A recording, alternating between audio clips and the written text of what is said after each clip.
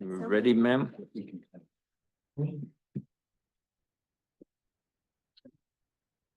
I'll call the second day of the commissioner meeting to order. Please silence your cell phones if you're in the audience or a commissioner that has a cell phone, please. I'll do roll call. Commissioner Brokaw. Here. Commissioner Lundvall. Here. Commissioner Jolovich. Here. Commissioner Bell. Here. Commissioner Masterson. Here.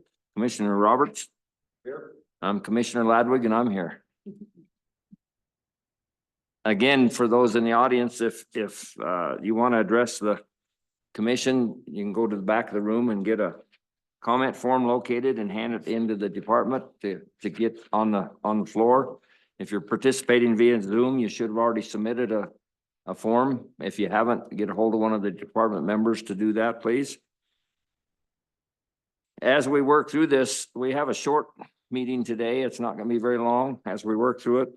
The public will have an opportunity to address the commission, and we just ask that you make your comments somewhat short so that we can get through the day. Commissioners, make sure your mic, when it's red, it's on. Would you please join me for the Pledge of Allegiance? I pledge allegiance to the flag of the United States of America and to the republic for which it stands, one nation, under God, indivisible, with liberty and justice for all. Thank you. I want to thank the local folks that are here that provided the tour this morning for us. It was very informative and very interesting. We toured Treasure Island and Cadwell Slough, saw how some waterworks work in this area and everything. It's pretty impressive. So thanks to everybody that was involved with it. And I guess we'll get right into the agenda. Deputy Chief Smith, you're on. Welcome. Thank you, President Lagwig, members of the commission, Director Bruce. I'm here to present our findings from basically a recap of a long process here in discussing some recommendations that were initially addressed to the commission in the November of 2022 concerning landowner licenses. And so I'm not going to go into great detail on where we've been, but I do want to just do that briefly. You know, our first presentation and discussion about landowner licenses and those recommendations was in March of 2023. And so we've had multiple meetings and multiple presentations and discussed a lot of the finer points of landowner license issuance and provided a lot of information to the commission for your consideration. And I just want to, I guess, remind the commission that, you know, we had discussions that there was not a great urgency to get this done. And so this long 1.5-year process has sort of been intentional, I think. So we wanted to make sure that we provided adequate information and addressed concerns and allowed the commission to develop opinions and thoughts on these topics in order to come to a point where we can have the commission direct the department to take a reg to the public. And I think that's where we're at today. At the last April meeting, the final request from the commission to the department was to go back and return at this meeting and talk about significant interest and to talk about change in the minimum acreage and the type of acreage that a landowner has to qualify, to discuss a 30% cap or a cap, and what we kind of landed on for discussion purposes was a 30% cap on the allowance of landowner licenses.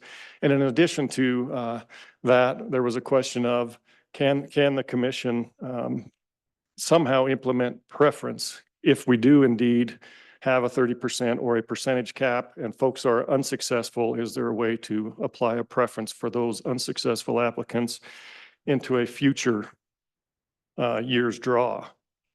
And also, I just want to remind you on our timeline for getting something out to the public. We plan to take a draft chapter 44 regulation to the public this spring. It would probably go out for comment in late March, early April, with the intent to have a draft proposal in front of the commission at the July commission meeting. And again, that was somewhat intentional as well on that timeline, so that we would have number one, an opportunity to understand what the commission's wishes are, so that we have a time to implement and discuss those changes that we will need to make internally, if indeed there are changes made. And also with the legislative session coming up, we typically have something that requires us to open chapter 44. And rather than exposing ourselves to a potential where we would have this topic out currently for public input, and the results of the legislature require us to also do another draft, those things could overlap. And so we wanted to make sure that we avoided that, do it all at the same time. And so that's kind of the reason on that timeline. Any suggestions that are made or direction that is made today to the department, we'll plan on doing that July meeting, and then anything that is approved at that point will be in effect for the 2026 season. Okay.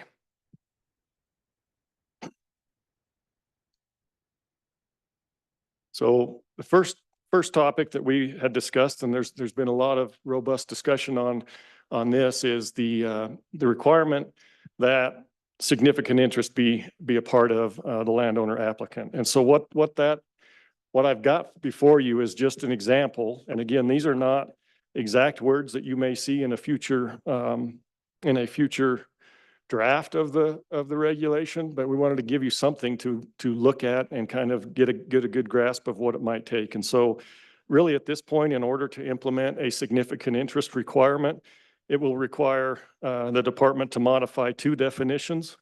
One of those is this landowner applicant. It's a pretty simple change, and not a very difficult one, to be quite honest with you. But we just wanted to provide this so that you had a little bit of an idea on what that might look like.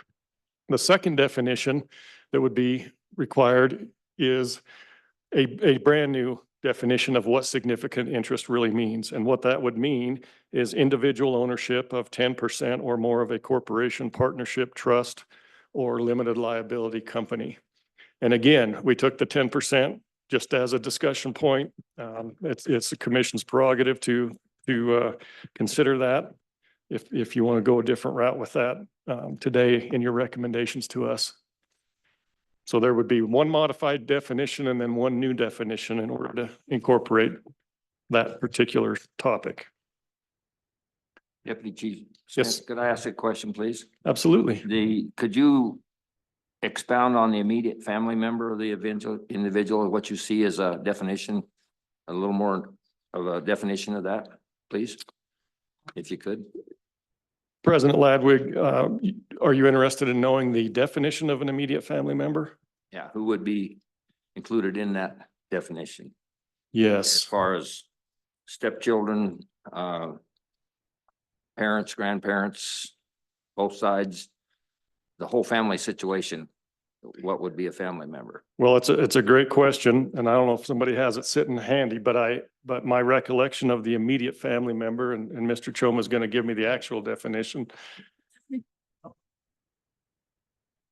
Yeah, as it is currently in the regulation, means a spouse, parent, grandparent, sibling, or a lineal descendant and their spouse. So that would not include stepchildren? That's correct. Yes, unless the stepchild was adopted by the landowner, they would not be considered an immediate family member under the current definition. Okay, thank you.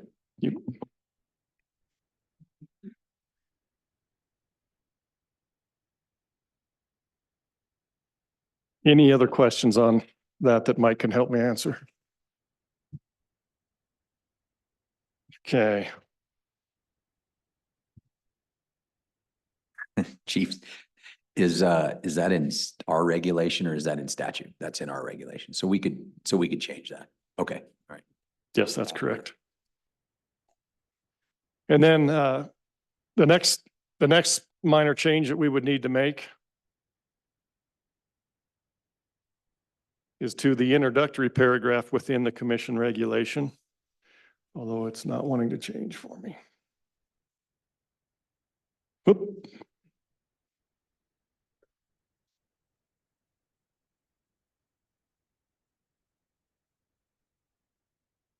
There we are. Is in section 8 of Commission 40, Chapter 44. And really there's just some movement of wording in here a little bit, but basically because we are considering a 10% interest requirement, that could certainly impact the ability for landowner applicant to actually be selected. So we're increasing requirements. And so some of the wording that might need to change there is that they would now need to apply for those antelope, deer, elk, or wild turkey licenses in the sense that it may not be provided automatically. If they don't meet the qualification of the 10% significant interest, which is new, we've got to deal with that in the reg. And then we also took wording that was in the statute and inserted it in here to make sure that it was clear that they would have to apply for this license without subjection to a competitive public license issuance process.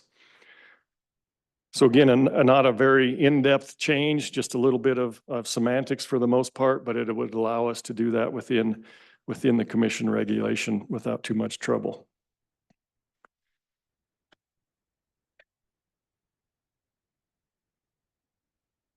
The next topic that we have discussed at length is the minimum acreage requirements. And when we left the April meeting, we were asked to consider what it would take to implement a change. So the current wording is that any landowner who has a minimum of 160 contiguous deeded acres and has the use days and all the other requirements is eligible for a license. The request from the April meeting was that we change that to 160 contiguous acres of cultivated land or a minimum of 320 acres basically of land. So to put that in perspective, if I currently receive a license because I have 160 acres of property, there's a good chance that I will be excluded from being eligible if this particular portion goes through, unless that 160 acres is contiguous and it's all cultivated land. 320 acres does not have to be cultivated. It can just be the property that receives the use and is contiguous and meets those other requirements in order for that person to be eligible on that 320 acre or above property. And I do have another slide here in just a moment if you have any questions on how many people may be impacted by a change on the acreage. Let me back up one just real quick. So this is the next bullet point that we would need to insert is the minimum of 320 contiguous acres of land. And again, I don't put this wording in here expecting you to approve the wording, but really the concept so that when we go out, we're very clear on where we're at with that on any kind of discussion today.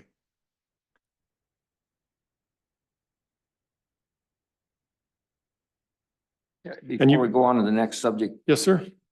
the word contiguous acres of land, the area I'm in has a tremendous amount of state land. Is that, if they, I don't know what the requirement, I know they have to have state land or private land to get state land, but I don't know what the requirements are. But can state land count for that contiguous acres if they have the lease on it? President Ladwig, no, it's contiguous deeded acres. Deeded, okay. Yes, sir. Okay. Yep. Mr. Smith, would you go back to that previous slide, please? Oh, I went the wrong way.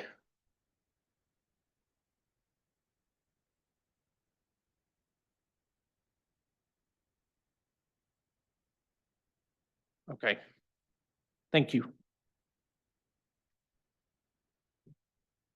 So you've seen this chart before many times, and I will tell you again, this is several years old information, but it is give a representation of what those impacts may look like. And so on the far left is a range of what we have here is basically an evaluation of properties that had received landowner licenses. And on the left axis going up is the number of properties, and on the bottom going to the right is a range of the acres, the size and acreage of those properties. So that first bar on the left is all the properties that were between 116 and up to 319 acres in size. There's about 141 or 42 of those properties that fall within that range.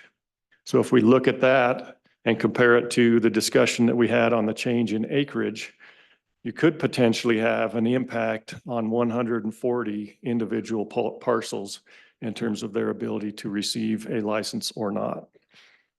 Mr. President, may I ask a question about this specific chart?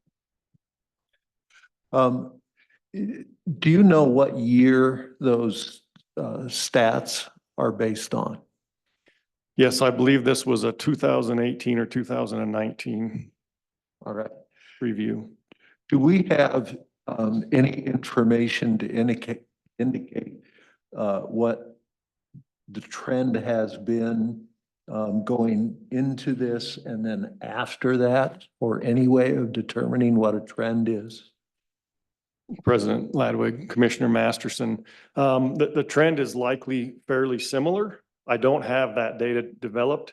It was a fairly in-depth exercise to try to determine what we did have. And I will again say this is not a complete representation, but we did have enough information to develop this particular slide and give you an idea. And again, it will change on an annual basis, and the number of licenses issued changes on an annual basis. And so there's a lot of moving parts to this. But just as a reference point is what I'm intending with this, but I don't have that information. You're asking. And just so I'm clear, I'm not being critical. Mhm. And I can imagine the kind of undertaking it is to figure this out. And I appreciate that you provided it. I just wanted to make sure I had some context and to know if there was anything else out there. So Certainly. thank you. Mr. President, real quick, Commissioner Bell. just on that question for Commissioner Masterson, I know during the task force, we did get information over the years on the amount of landowner tags that had been issued. And that number had gone up. I mean, that trend line was continuing to increase. And so if you just look at if you just baseline across that, all of them increased, but most of them probably in that smaller section. Deputy Director Smith, I should have probably asked this front. Do you mind the interruptions while you're giving your presentation, or would you rather have the questions at the end? I think it works better if we're on a screen, we can ask the questions right then, but you're the one giving the presentation. So what would you rather have? President Ladwig, I'm happy to answer questions at any time. Okay, thank you. You bet. So that being said, are there any other questions about this particular slide on acreage before we move on kind of to the next topic?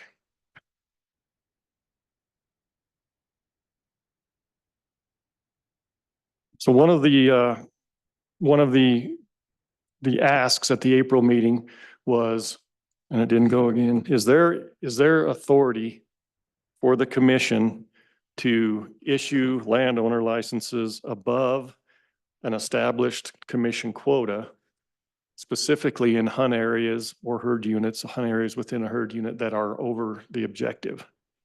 And so we did evaluate that question, and the answer is yes. We do believe that the commission has the authority to issue landowner licenses above the established objective. And that authority comes not only through statute, but there are other circumstances that are on the screen here in Chapter 44 where the commission already has issued licenses above an established quota. Some of those little I and little 2 there, Romanet 2, are in statute, but the commission does have the authority to issue licenses above an established quota if that's the desire of the commission.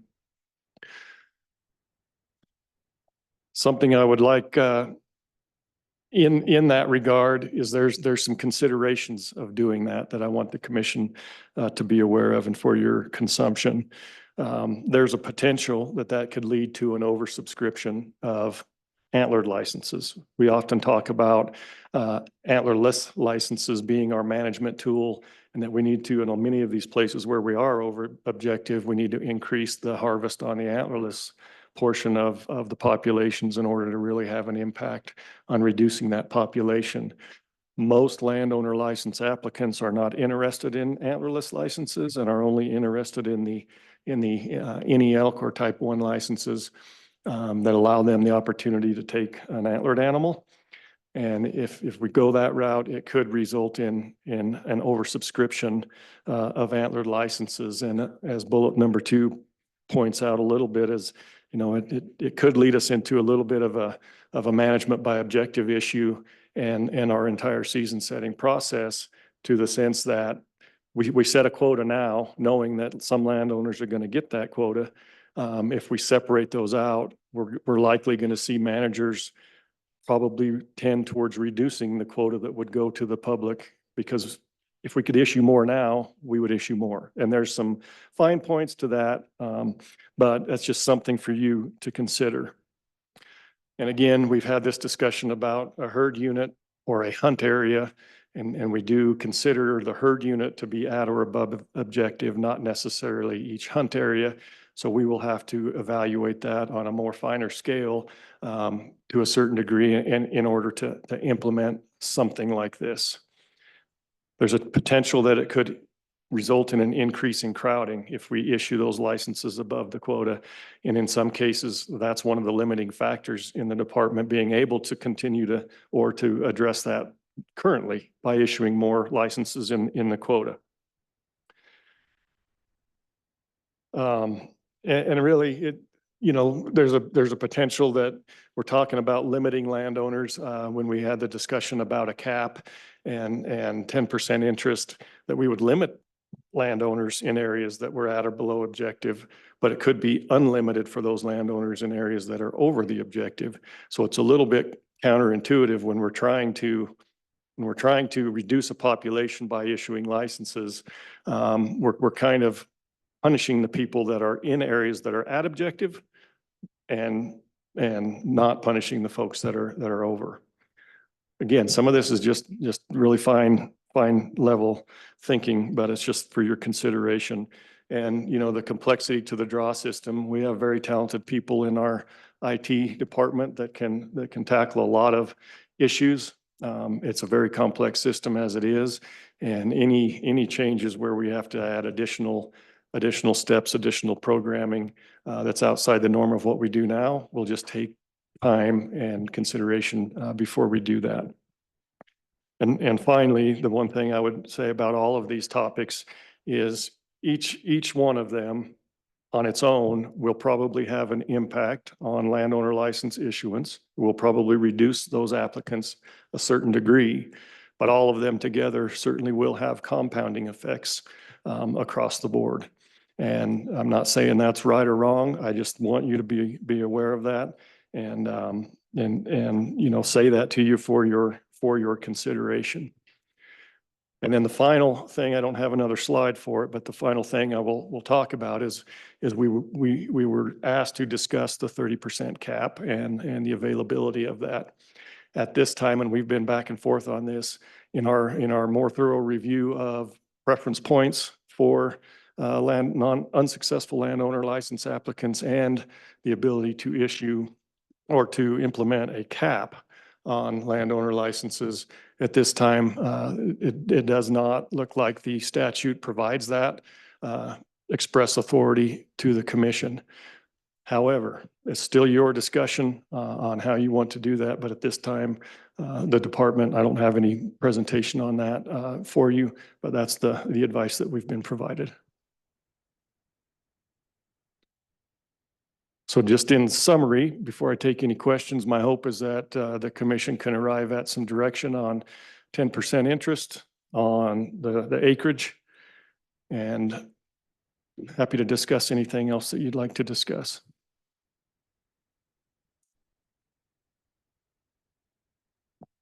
Mr. President, I have a question for Craig. In reviewing my notes, the task force came with a 20% ownership recommendation. The commission at our July workshop worked 20%. Today, the department's presenting 10%. Your recommendation is 10%. And if it's 10, why the change from 20 to 10? President Ladwig, Commissioner Brokaw, yeah, what we arrived at after the last meeting in April was that for discussion purposes, we just threw the 10% in there. It's not my recommendation at all. It's up to the commission to determine if that's a reasonable percentage. When you make that direction to us, it's up to you to establish what you want us to use as a percentage. Mr. President, I have one quick Commissioner question. Roberts. So where did the 2,000 day use come from? How do we get that 2,000 figure to begin with? President Ladwig, Commissioner Roberts, that 2,000 day use figure is a figure that was implemented in the reg probably in the early 90s, I think. And of course, this whole regulation has had many different iterations over time. And I can't tell you the exact thought process behind the actual number of 2,000 days. But at the time, managers felt like that was an accurate representation and acceptance of landowners on how many animals they would need to support in order to qualify for the license. And as it turns out, it's like 6.5 animals a day if you had them all year round.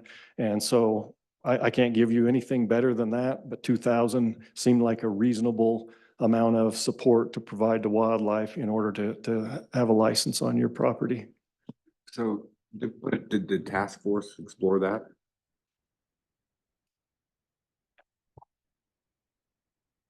Mr. President, so Commissioner Bell. to hash out what the task force did on landowner licenses, when I think it was the issue that we probably spent the most time on over the 18 months. We even had a subcommittee on this. I think it was thousands of hours, and we looked at raising, and we put a lot of this stuff out for public comment. We took thousands of public comments on this. And I think we did look at raising it to maybe even doubling it to 4,000, something like that. Ultimately, we just didn't move that recommendation forward, or we couldn't get, we was 18 members and we didn't get, consensus. What we decided was going to be 2/3 to move something forward. We didn't get that on anything like that, but we definitely explored almost everything you could explore on landowner licenses, from top to bottom. I think Mr. McGagnon is part of that. Mr. Crank and Livingston were on this task force, and certainly they could speak to that if we want. But we explored just about everything you could explore on that, and certainly Rick and Craig were part of that, and continued to give us information and pull charts for us, and so yeah, we did look at that.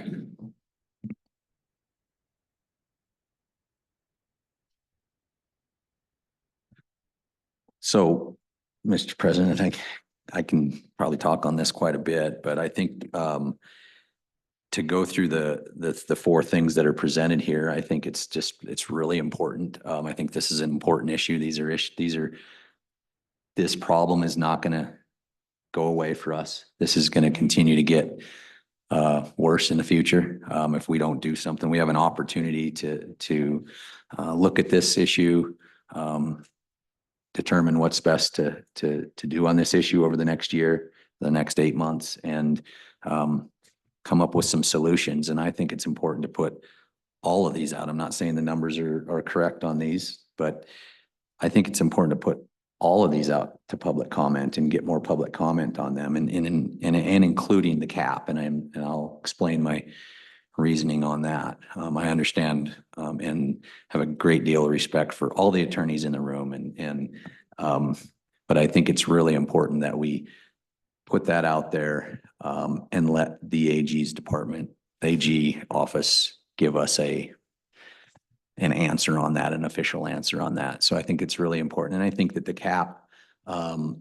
is important because, for a few different reasons. First of all, I don't think that anybody, when this was set up a long time ago, I don't think that anybody ever foresaw that all the limited quota licenses in an area would go to landowners. And I don't think that was the intent of landowners. I don't think that was the intent of lawmakers. I don't think that was ever the intent of a department to do that. And I don't think it's fair.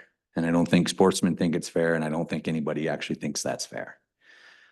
I also know that in our license draw system that is very complicated, we don't have a system that allows a good, easy way to not let people know that they're drawing dead in an area that has 100% of the licenses that go to landowners. And I just don't think that's right. I think it's disingenuous and it's not intentional. We just don't have a system that does that. And I know it's not very many, but areas that are like that, but it happens. And so I think that's something that needs to be, that's another reason that the cap is important. I also think as we move into a time where we may have more limited quota areas for other species, mule deer, that if you have a cap in place, you at least are going to know that that's not going to happen to those areas with another species. So I think it's fixing it into the future, so that we know that we're not going to go over a certain amount of those limited quota licenses that are going to go to landowners, and whether that's 40%, 30%, 40%, or whether the commission has the discretion to change that for individual areas, because they're not all the same, I think is important. And I think that language, I hope we can incorporate that so that in whether it's this commission or another commission, we come back and say, you know what, this area, we can adjust that number, that cap in this area. And I think that's something that hopefully we'll be able to do. So I think that's really important. As far as the 10%, and going back to the 10% ownership, I don't know I don't know that between 10 and 20 probably changes it a whole lot. I think 10% is, we kicked around in the task force a lot about, well, if we have so many kids and we chop up our land into, if you have 10 kids and if you have 5 kids, we discussed this in length. And so I don't know that I'd like to see that go forward, whether it's 10, whether it's 20, that doesn't matter to me. And then the 160 continuous cultivated land, I like that language. I think that makes sense. We know that habitat is that cultivated land is getting the use. It's providing that food. It's providing that habitat. There's no question. I think the change in the other, if they have the actual day use, and I think that's the most important thing that we talked about in the task force was if they have that day use. Now, I've been around in our region a lot, and I was in agreement that we shouldn't move that if you have the day use, but I've come to the realization and seen some of the things in our region that if you have 6 elk in an area and there's 5 different 160s, and this is the case, if you have 6 elk that just wander around in there every night, they actually all meet that 2,000 day use, and they all get a tag, and none of them are hunting on their property, which is not, it's not a requirement. But I think that there's some merit to changing that a little bit, and so I would love to see these things go out to the public. I would love to see us get a lot of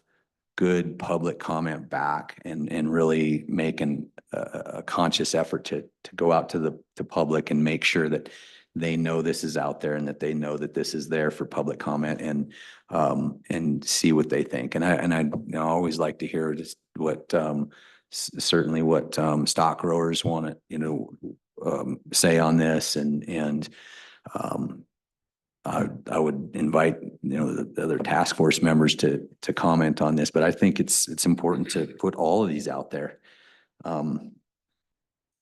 to try to find the best way to fix this problem. So.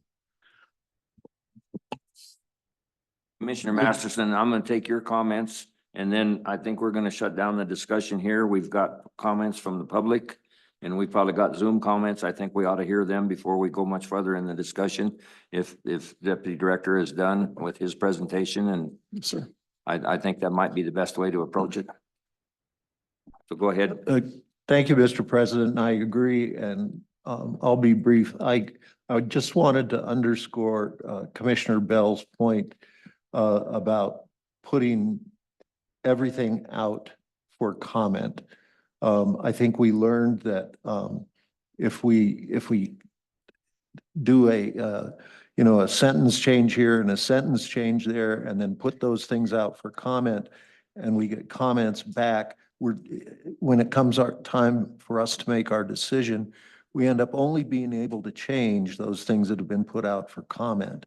So I am a big supporter of the concept of putting out anything that we feel is appropriate in total, so that by the time we assemble comments and have a meeting, we have received things that we haven't considered. We've had chance for the department to get us additional data, take into consideration the concerns that the chief expressed, and do all of that with that entire body of possible changes available to us to change. So that was my only comment, at least for now. Thank you. Thank you. You're welcome. Deputy Director. Mr. President, just real quick, Commissioner Bell reminded me of the department's ability or not to notify applicants potentially if they are drawing dead, as we've used that terminology, or whether there's a very, very low chance of them drawing in those hunt areas. And in our interim between meetings, we did have a small task force put together to discuss some of these other issues. And I think we can address that during the application process, just for your knowledge as you go forward. Thank you. Okay, thank you. We'll go ahead and go into the comments at this point in time. Jim McGagna.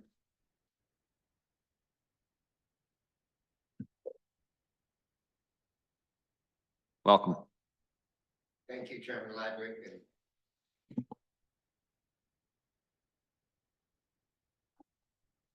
There, okay. Thank you. Appreciate the opportunity. And as you're well aware, I've stood in front of this commission several times on this issue. I commend you for the fact that you're continuing to move forward. It's not an easy or a quick process. With regard to the specific items that have been suggested, and I realize if you're putting this out for public comment that there may be some broader things that we may raise as well. But at this point in time, we certainly support fully the increase in acreage and the splitting of the acreage between cultivated land and non-cultivated land. I think that's very appropriate, and we would be supportive of that. With regards to the 10% ownership, and I perhaps missed something when that first slide came up. Is that 10% ownership, if I might ask, by a non-family member, or does an actual immediate family member have to have 10%? And I think it's the non, isn't it?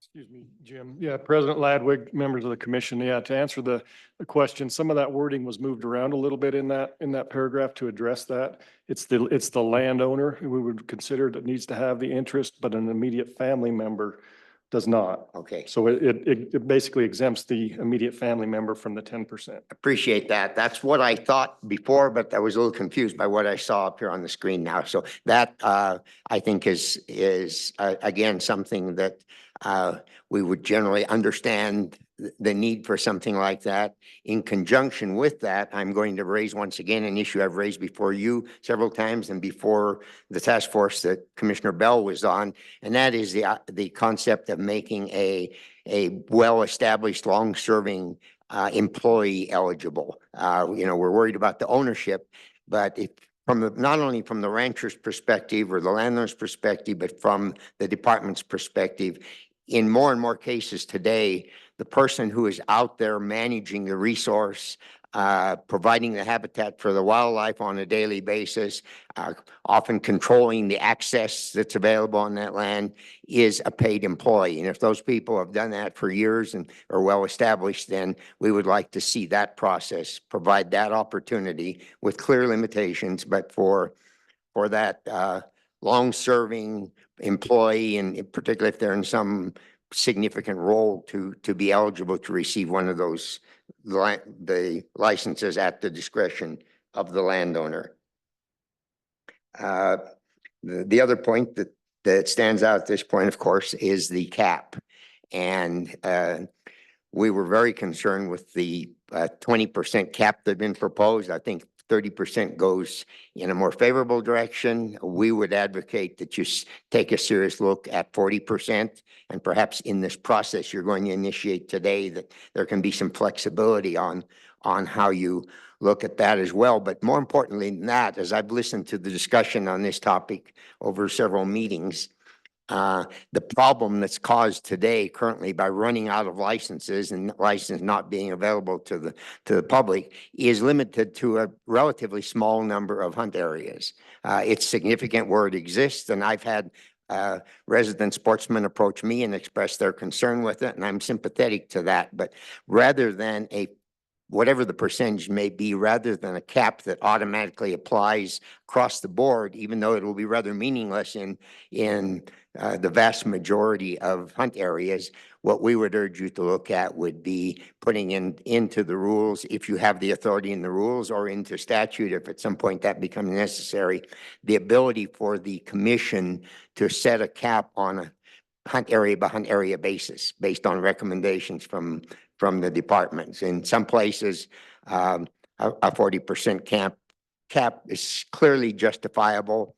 In other places, there's no need for it, and the landowners could take 70%, and they're not interfering with other hunters because the demand doesn't exist there. So having that flexibility, we think, would be critically important.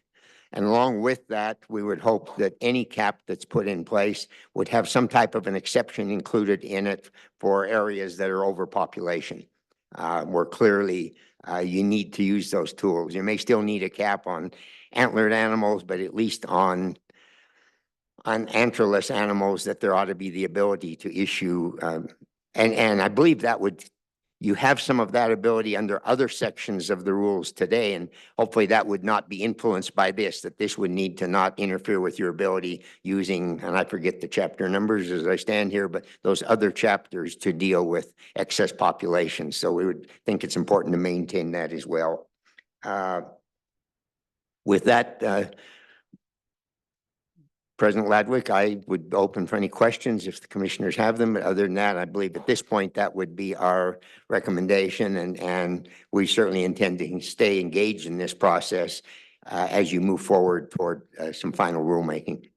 Okay, thank you for your comments. Any questions for Jim? Yes, Mr. President, Jim, Commissioner thanks Roberts? for showing up. I was curious on what your thoughts on the 2,000-day use was as far as animals using it.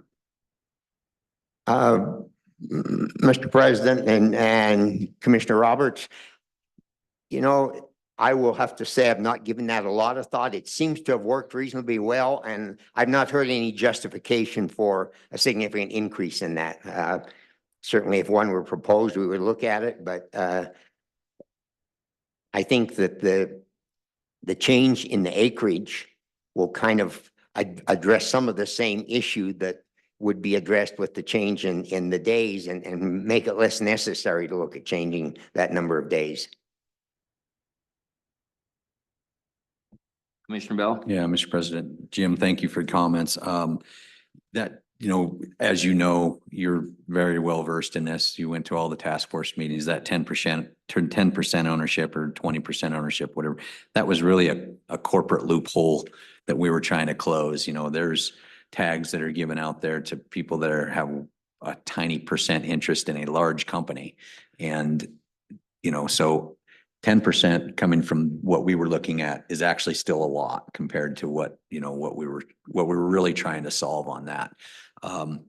My question for you, Jim, is that 320, just contiguous acres of land. I mean, do you have a recommendation? Is 320 a good number for you, or what do you think on that number?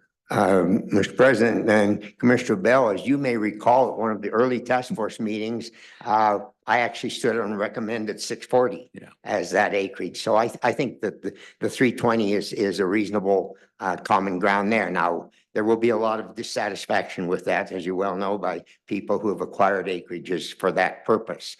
With regards to the 10%, putting it as high as 10%, there will be some instances where it will have an unintended consequence with legitimate family ranching operations, I think, where that are organized as corporations or LLCs.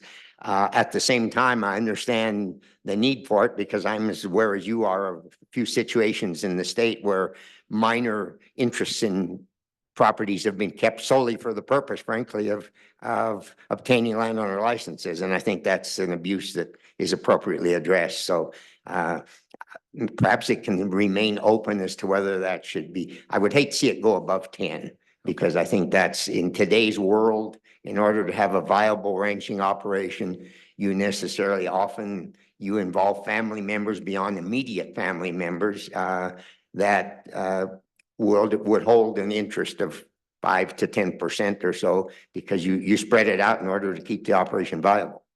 Well, and that brings up maybe something that we could potentially talk about also is the maybe adjust what that immediate family is. And because I don't think it's our intent, and I don't think it was the task force's intent to not allow family members to receive a landowner tag, and if they're not 10%, but immediate family owners, maybe it's an uncle, maybe it's, if the family owns the ranch and it's a corporation, because the uncle's son technically doesn't own 10%. I mean, maybe there's a way to address that. That's, I don't know if that's, possible, but there might be a way to, I don't think that was the intent of what we were trying to get to. It was really the corporate loophole that we were trying to close, but anyway, I appreciate that. I think Commissioner Bell, I think that, it becomes more complex, but just thinking of the types of operations around the state that I'm familiar with, I think that just a flat 10% or whatever that percent might be can have some unintended consequences, and perhaps it's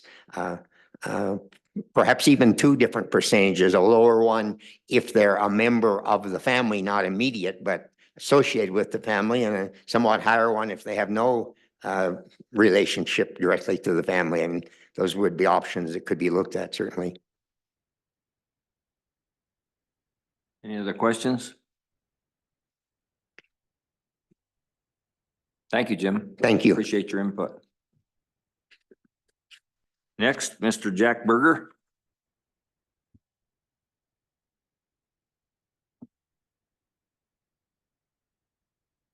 Welcome. Mr. Chairman, Commission, I really did sit back there and write my. You gotta. Oh, right. All right. All right.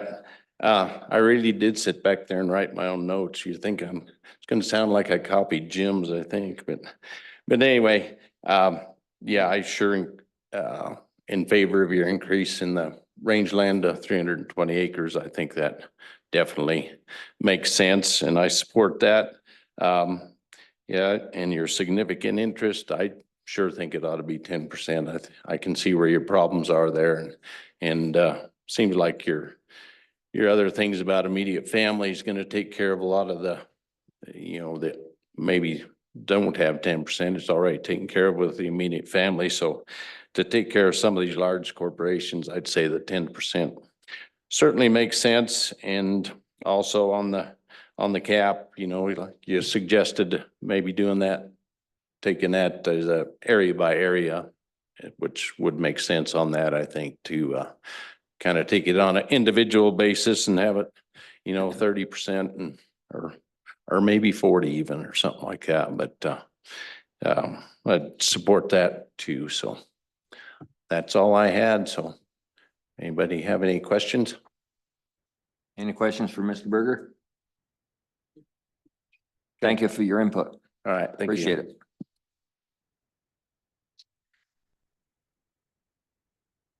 Pat Crank.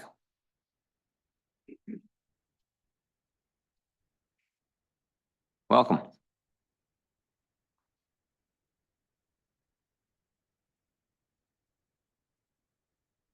Mr. Chairman, members of the commission, I'll be really brief, but thank you for having me today. I commend the commission for moving forward on this. This is an important issue. You know, the existence of landowner licenses lead to essentially the destruction of the great ranches of Wyoming, you know.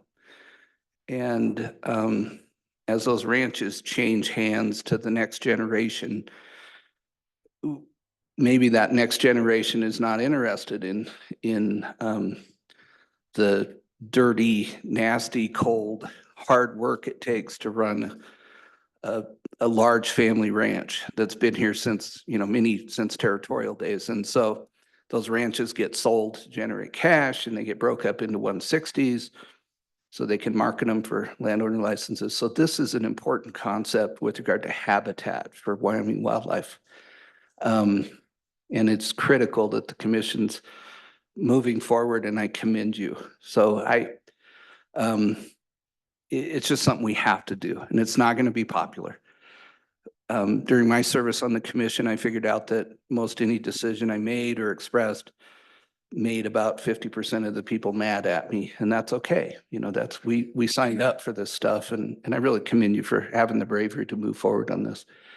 I think I'm going to echo Rusty's comments and Mr. Masterson's comments that I think you should push out all options. You know, I know there's some question that I've heard maybe with regard to the cap, but push all those out there, have robust public comment and figure it out. My only other comment, Rusty, would be if, you know, don't, and I guess this is for the whole commission, please don't get lost in the weeds. I mean, we can all think about things that might happen, and maybe there, as Mr. McGagna said, and damn, wasn't he good today? I got to say something good about Jim McGagna. You know, there may be unintended consequences, but it's time that we adjust this rule, give it some time to operate, and if there are unintended consequences, fix them later. We can do that. Rusty, with your comment about immediate family members, I'd just caution, I would not tie, if you want to change the definition of who's an immediate family member and include uncles or stepchildren or something like that, do it there. Don't tie that to the significant interest, because that significant interest is a really good step. It prevents the abuses we've seen with large corporations who every employee is a shareholder and they get to apply, they have a possibility of getting a landowner tag. It deals with the situation of hunting clubs where if you join the hunting club, you're a partial owner of a ranch and get to have the ability to get so don't mix those apples and oranges. And please don't get caught in the weeds. I mean, don't look for problems and find out that this is just too complicated and boy, we need to delay it, study it for another year. I'm really asking the commission to be bold, push this out. Let's have robust public comment and we'll figure it out. You guys will figure it out. You'll figure it out and the department will figure it out. We'll have a solution and we'll see if it works. If it doesn't, it can be changed. It's a regulation. That's a great thing about a regulation. So those would be my comments unless anyone has questions for me. Mr. Masterson, I'm trembling up here. Commissioner Masterson. Thank you, Mr. President. One of those moments I've always wanted to question Pat Rank. I take the fifth. I'm wondering, I have two conceptual questions for you. And given your background, your education, your experience, your hunting experience, your time on the task force, your time on the commission, combine all that together, and I'm just looking for kind of your gut reaction to two things. One is making landowner licenses only available to Wyoming residents. That's my first one. And I don't mean to limit your response to any particular area. I'm just like your input.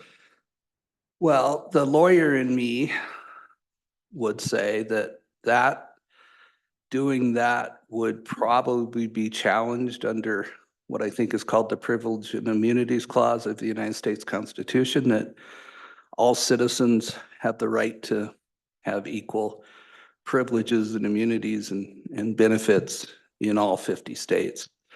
I do believe that during my time as Attorney General, there was a series of lawsuits challenging states' ability to make non-residents only get 10% of the tags and pay a much higher fee. And those lawsuits were kind of rampant. They weren't in Wyoming, but I remember one in New Mexico. I think there may have been something in Montana.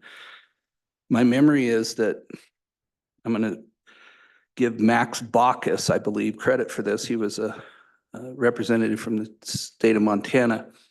He attached a provision to a spending bill that had, it's still in effect, understanding, that said, even though the federal government believes that it owns and controls all wildlife, which is a novel proposition, because as Wyoming residents, we believe we own wildlife. Congress hereby believes that local management agencies by the state are in a better position to manage wildlife, and we cede all authority we have over those kind of management questions. How many licenses do residents get? How many licenses do non-residents get? And what do you have to pay for those licenses? We cede that to the state. I would urge Ben or the commission, if you want more detail on that. Jay Jurdy, who still works for the Attorney General's office, was the one running herd on those lawsuits. And quite frankly, we had fear. I had fear as the Wyoming Attorney General that federal courts might say that we couldn't limit the number of non-resident licenses and we couldn't charge them more. And that rider on that spending bill, which is a magic thing if you can get them done, solved this and it's gone away. So if Mr. Masters, you ought to inquire with Jay Jurdy about that and see if he can pull up that old language, because it's there, it exists. I just couldn't pull it myself. Other than the lawyer, do you have any thoughts about that? Well, you know, the landowner licenses are a gift. I mean, we appreciate our landowners. They feed our wildlife, you know, and without them and their feed and their generosity in having that wildlife on their land, we would not have the amazing wildlife resource we have in Wyoming that we have. And particularly Terry Cleveland, who I think hung the moon, once told me that, you know, 90% of our real habitat for wildlife exists on private lands, particularly in the season we're headed into. You know, the private lands are all on the, generally, I mean, we homesteaded stuff along rivers and streams and stuff we could cultivate. And our wildlife moves to that cultivated land and they feed them all winter. So when they're in their most time of peril, these landowners feed them. So it's appropriate to give them this small token of appreciation, which is a landowner license. And Agreed. so, you know, I guess a non-resident landowner does that as well as a resident landowner. So that might cut counter to that argument that we only give them to residents. But, you know, I'm partial to our resident landowners who have fed our wildlife for the last however long we've been a state. And so I think there may be some merit to limit them to just resident landowners, but, and, you know, if we have that power, it's something the commission could consider. Thank you. Second question. If the commission were to raise the acreage amount, whether it's for cultivated or uncultivated land, there are people who will be excluded, who are now getting licenses. Again, using that background of yours, that Renaissance man background, what would be your thoughts on the wisdom of grandfathering in people who now qualify, but might not qualify after the regulations would change. Whether that's a lifetime grandfathering or a limited by years, whatever, just conceptually. I pondered that as I was driving over here today. I'm going to use their names. I know you're not supposed to, but during the task force, we heard testimony several times from this family name. They're the Porters from Casper. They're amazing landowners. They have 160 acres. They allow hunting, they allow access through their place to get to public land. And when I walked into that task force, I said we should dramatically increase the size necessary for a landowner license. The Porters and others convinced me that that's not a good idea. So I feel for the Porters, and I'm sure I hope they offer comment and tell their story, because it's a compelling story. You know, you have to deal somehow. I don't know why.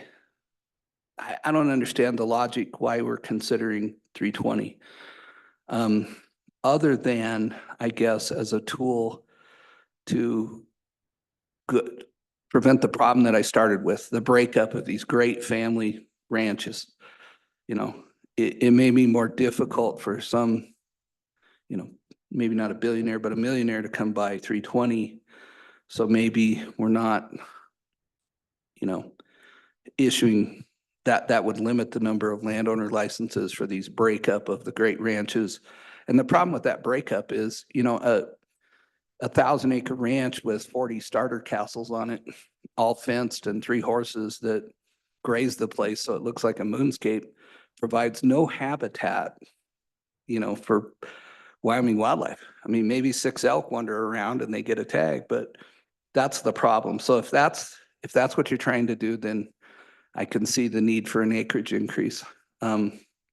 Maybe, you know, Commissioner Roberts is pondering the 2,000 use days. I don't know where that came from. I know it's in the rule, but it's pretty arbitrary and capricious. You know, if you think about it, maybe there's a better way to judge how to hand out those landowner licenses. But did I answer your question? No, you didn't. Focus me again. I'm sorry. I agree with all of the sentiments that you've voiced, and it pains me to say that, but I do agree with everything you've said about the rationale behind these and the token, but appreciation that we can grant to people who support the wildlife that we love. I agree with all that, but grandfathering in people. You can you know, the legislature and cities, towns, and counties do grandfathers all the time, particularly in the area of zoning, you know. If I bought my house and I can have horses and the city annexes it, I'm grandfathered. I mean, Right. And so I think grandfathering can legally be done, and maybe that's a great way to deal with those cases like the Porters, who are amazing, supportive landowners who help sportsmen and who help our wildlife. Maybe you grandfather them, and I think if you grandfathered them, Mr. Masterson, you could say you're grandfathered for 10 years or you're grandfathered forever. The only caution I'd have is don't let that slow you down on this mission. You know, because this is an important mission. The commission needs to act and throw something out there. And you're not just throwing it out there. This is after great study and robust public comment that's coming. But you need to act, because this is a great threat to our habitat and our wildlife. I completely agree. We need to act. I have also had communication with Dusty Porter, and I'm sure they will comment. Mr. President, in 1988, I represented a criminal defendant by Mr. Crank. I'd really like to ask Mr. Crank a series of questions about that, but in the interest of time, I will not. Well, now, Mr. President, please Thank you. allow me. John Masterson was a defense attorney, and I thought I was the baddest ass state prosecutor that ever walked the streets of Wyoming. And John called me up and asked for probation for a client. And I took my handset and I banged it on my desk like 5 times. And I said, John, we must have a bad connection. I think you just asked for probation. And I've always felt bad about that, John. I apologize. I shouldn't have done that. Actually, he did it more than once, Mr. President, but thank you, Mr. Crane. Any other questions? Thank you for your comments. and your Thank you so much for having me and thank you for your work. This is important and you're doing an amazing job. So thank you so much. Yeah. Lee Livingston. Welcome. Turn it on. There we go.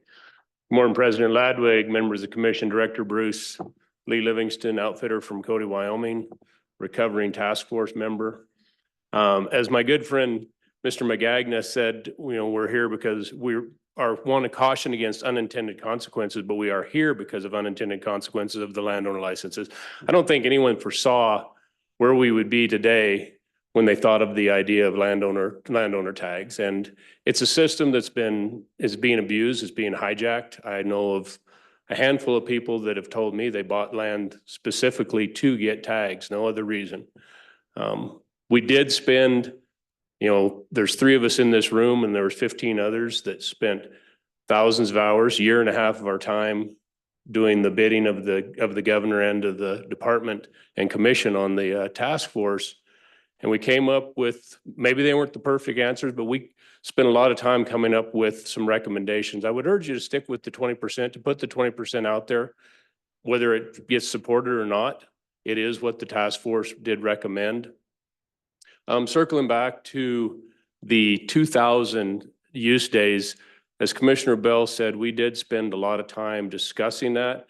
But if I recall, and Pat might be able to alliterate a little bit on this, but I think we just decided that that was something to leave to the guys on the ground, to the wardens that were looking at the land. And if they figured 2,000 days was the right number, that was the right number.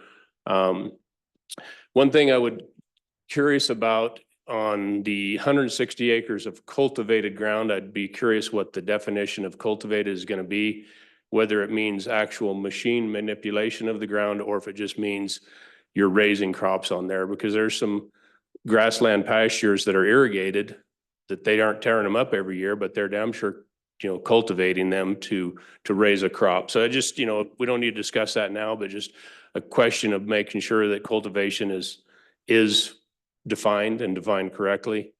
Back to Commissioner Masterson's question about grandfathering. That is a concept that I kicked around and thought about in order to protect some of these folks like the Porters that have the smaller acreage, but they hold the keys to a lot more. Possibly if you grandfather the ownership, as long as the ownership doesn't change. Once the ownership changes, then it goes away. That would be one way to look at it. But I remember talking with several other task force members about not tying landowner tags to any access issues. So if you have a person that has 50 acres, but they're providing access to 3,000 acres of public land, maybe they need to be considered to be rewarded, but completely aside from the landowner tag. Get that away from the landowner tag issue. So if a family like the Porters are harmed by this moving forward, we need to open back up the discussion for the compensation for access and for above and beyond natural or animals on their ground. So those are I want to make it brief. I will stand for any questions. Mr. President. Commissioner Roberts. I was curious on your thoughts on 160-320. Is that just, why 160 and why 320? President Lagwood, Commissioner Roberts, actually, I'm trying to recall the discussions we had, but I've slept since then. But just increasing the acreage was one of the things that kept getting hammered on us, was increase the acreage. And I think we just wound up with that. I can't remember where we landed on, and I don't even know if the task force landed on 160 cultivated acres. I think this has come possibly through the department, but it was an increase of the acreage. We kept hearing that time and time again, is this 160 is too small. I was wondering, I didn't know if I was missing something with planning and zoning or something, cutting acres or whatever, or parcels or whatever, and I'm not very familiar with that, so I didn't know where, maybe that was something that was already built in. Thanks. Any other questions? Thank you. Thank you. Thank you for having me. Do we have Zoom input? Nada? Okay. Where do we want to go from here? Discussion? Sure, Mr. President. So I go back to my early introduction to this commission and the background on landowner licenses, and it was a reward for agriculture producers. And so in my mind right now, I'm at pronghorn, antelope, wild horse, feral horse. And we're talking about landowner licenses, but I'm thinking about ag producers and a reward for ag producers. So I'm in full support of what Mr. Commissioner Bell said. And I'm representing Albany and Carbondale County. And so I don't have experience with 160 acres and cultivated land. To me, cultivated land is an annual crop. And I'm sure Mr. Choma has a current definition of cultivated land. We might want to look at that like Mr. Livingston suggested. So in Albany and Carbondale County, Sweetwater County, we're 4 or 5 generational ranchers. We're thousands of acres, tons of habitat. In our area, when you get down to 160 and 320s, to us, that's habitat fragmentation. And so I'm keeping in mind wide open Wyoming, wide open spaces. That's where wildlife thrives. Less barriers. Every 160, every 320 is fenced. They have barking dogs. To me, that's not wildlife habitat. That's migration impediment. That's movement impediment. That's loss of habitat. So I'm going to come strong today with increases of acreage, returning the landowner license back to a reward for a Wyoming ag producer or a non-resident. I have to agree with Mr. Crank. His comments were excellent. A non-resident landowner is still providing as good a habitat if he has a good ranch manager. So I support the non-resident still being eligible for a landowner tag and understanding the draw. That does come out of the non-resident quota in that hunt area. That's probably as fair as it can be. Not sure they need to compete with our resident landowners. I'm still confused on a cap. And so to me, a cap only would apply to those hunt areas where that landowner license threshold would meet that percentage cap. It wouldn't be across the board to all hunt areas. And so if we set a cap, am I right? It might apply to these 4 antelope hunt areas or these 5 deer areas.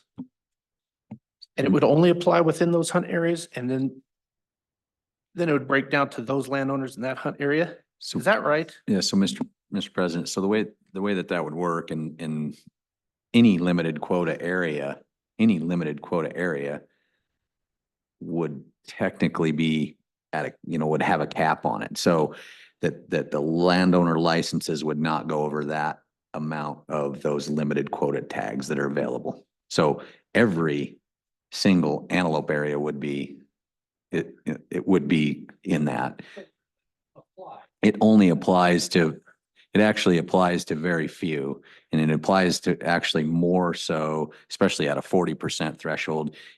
I don't even know that it gets into the resident caps, maybe in a couple areas for antelope, potentially, depending on the year.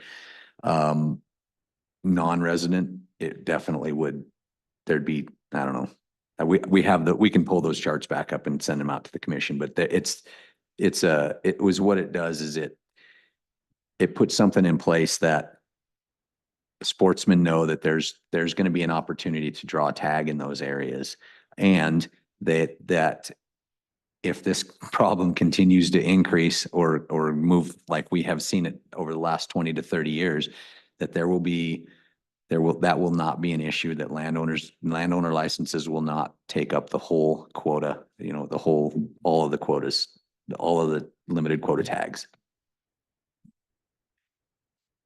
And then my last thought, Commission President, Craig mentioned it, and I think it is very unjust and unfair. If 100% of those quotas licenses are going to residents and the resident applicant doesn't know it, you thought you could handle that internally? Could you expand on how the department might do that? President Ladwig, Commissioner Brokaw. Yeah, so Commissioner Bell had brought up previously the idea that there are folks out there that may apply, and it doesn't just have to be residents. It's either residents or non-residents that go into the draw system and they look at a hunt area and they put in because that's where they want to go. And they don't know that it's a very high percentage of those licenses are already basically spoken for by the landowner applicants in those areas. So the process is we can develop in our draw system, when you apply to that particular hunt area that has a very, very low or zero chance, that we can basically give you a warning that, hey, there is 0.001 chance of you drawing this license, you might reconsider. It's just it's a warning. Okay, good. If we have that capability, that would be fantastic, because I was in discussion last night and we're like, okay, so maybe landowners have to draw in January. So the quota, so the resident applicants know if it's already done, but you're a better solution. Thank you. You and your IT super duper computer.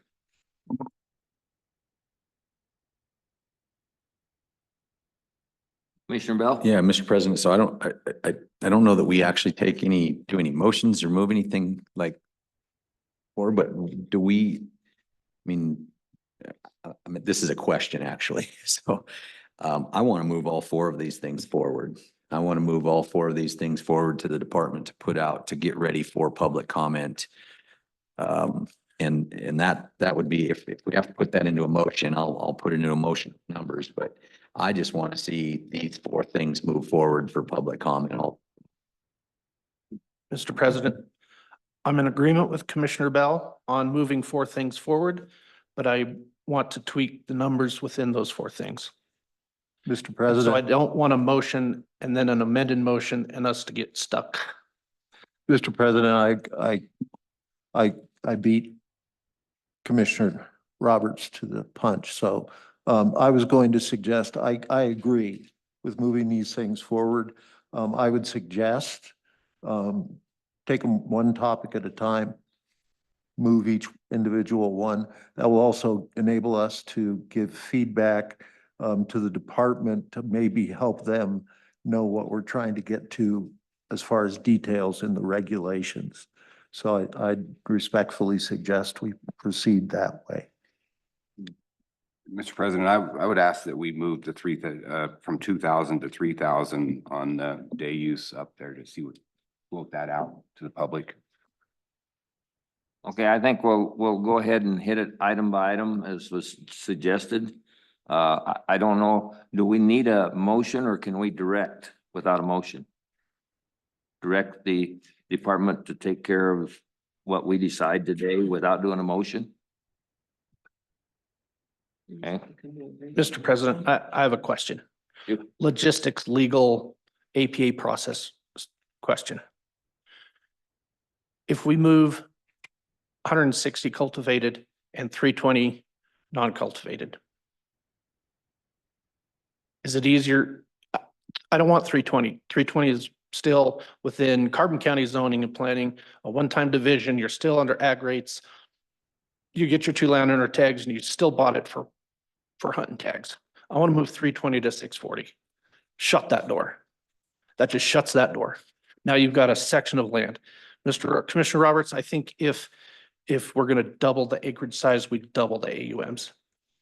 If we can justify 2,000 AUMs on 160, then we can justify 4,000 on 320 and proportionally then to 640. I haven't done the math, but I think that proportion should follow. So I wanted to speak that before you guys got that out there, because if we're gonna do directives, I don't wanna, I wanna do all four, but I wanna not vote against one of the things you're trying to move, because Carbon, Almany, Sweetwater County, we want to see 640.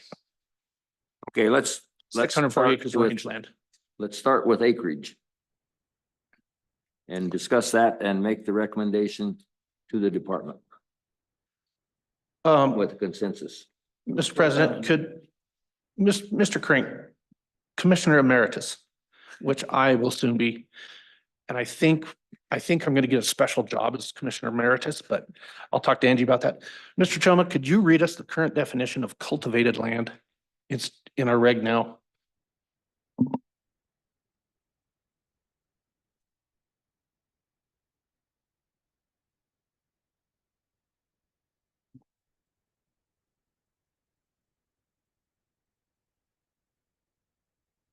Mr. President, Commission, what we have internally discussed is going with the same definition of cultivated crops as in chapter 28 for consistency.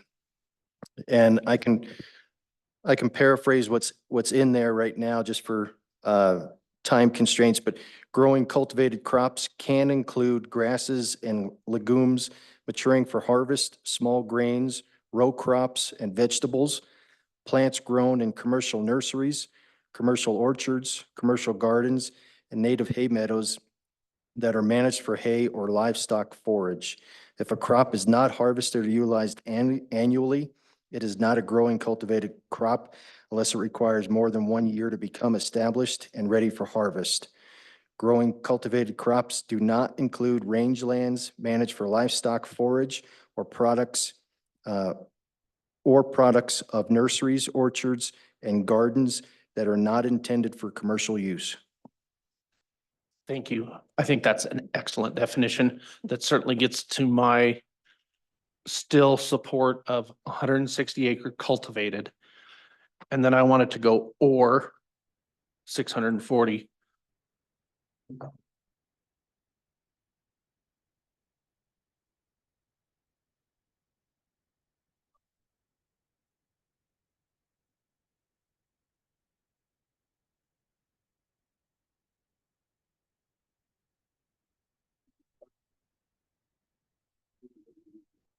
Well, we'll just, I've got acreage,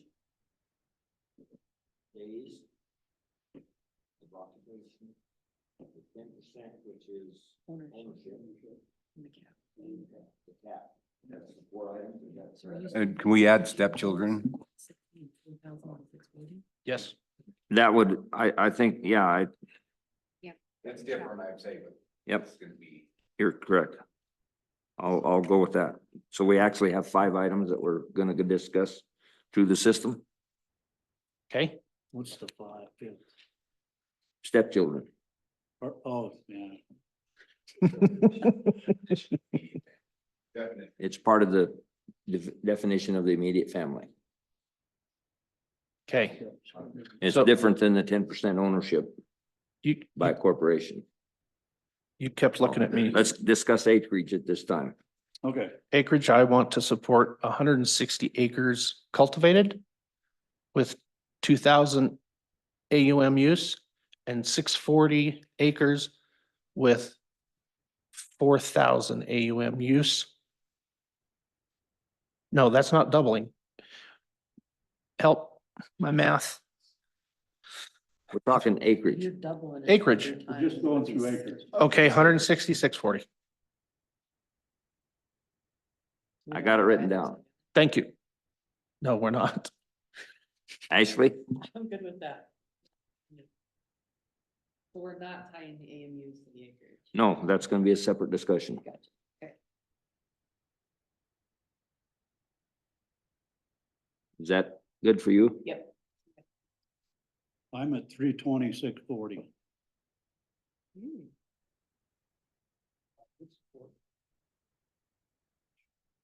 Okay, that's down on the system. Commissioner Bell, I'm okay with the 166.40.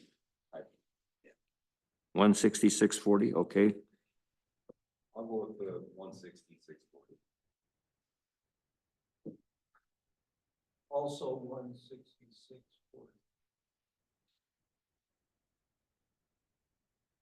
Okay, so we have the majority of the commission is agreed to 166.40 as a definition of the acreage. And again, this is just for public. Formally, we should then move that recommendation to the department. We can pass that on to the department that's what we direct the department to develop. President Ladwig, I'm clear on this request. Okay, Mr. President, I was looking to council to see if we needed a formal motion. I see the Or attorney not. moving around, so we'll wait till the discussion is over. Just want to make sure that given the importance of the issue and the time that's been spent on I it, understand whether we direct or make a motion. right, we Yeah. want to make sure we do it right.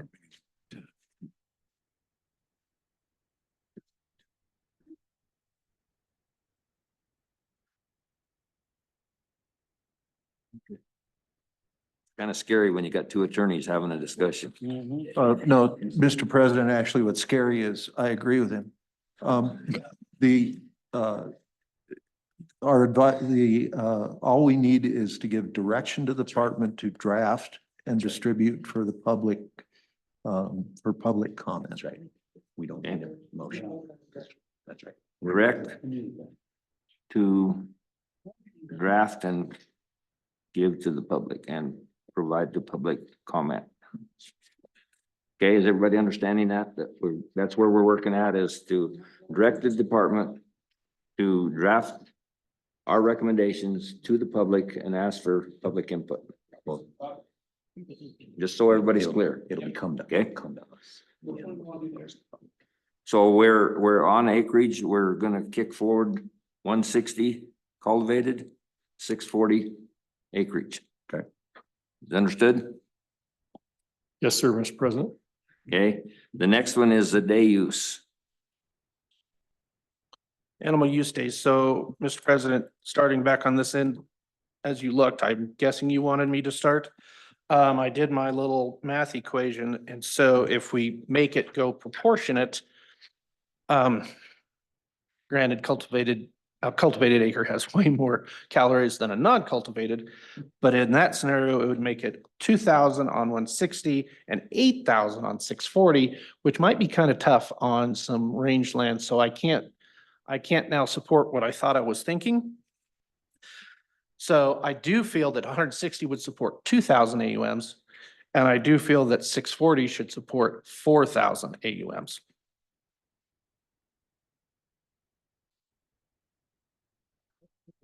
And this is where I'm gonna interject a thought process that I had. My understanding of the difference between cultivated and acreage is that a hay meadow counts as cultivated as long as it's produced every year, harvested every year.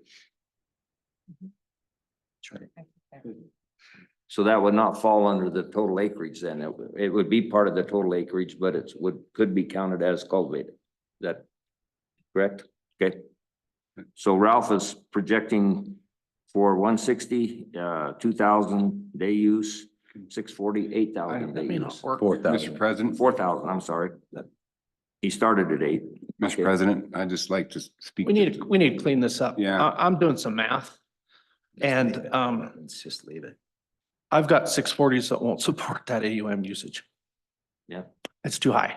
So I've got to defer to a biologist or habitat, somebody smarter than me Well, to put that number out there. Mr. President, the reason for the over the 2,000 was my intention was because of the 160, because to me, it cleans up a lot of the fragmentation that's going on, you know, everybody agrees that these animals are gonna go to the 160.